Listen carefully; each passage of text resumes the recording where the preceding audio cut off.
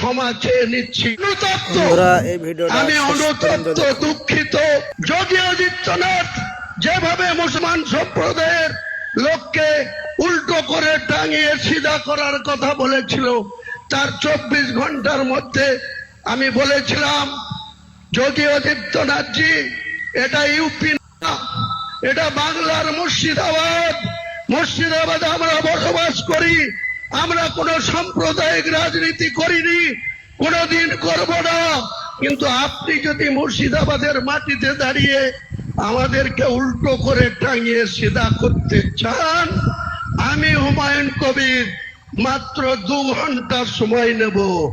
নির্দেশ দিলেই আপনার এই বিজেপি করা হিন্দু কটাকে 2 ঘন্টার মধ্যে ভাগীরথীর জলে ঝাঁপ দেওয়া করাতে পারে। আমি অনুতপ্ত, দুঃখিত।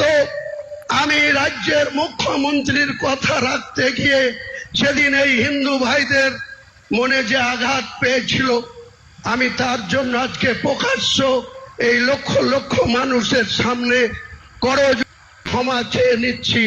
ভবিষ্যতে এরকম মিথ্যাবাদী মুখ্যমন্ত্রীর কথায় হুমায়ুন কবির আর কোনোদিন কোন সাম্প্রদায়িক কোন উস্কানিমূলক কথা বা কাউকে জিতানোর জন্য কাউকে আঘাত করার কথা হুমায়ুন কবির বলবে না, আপনারা ভরসা রাখতে পারেন।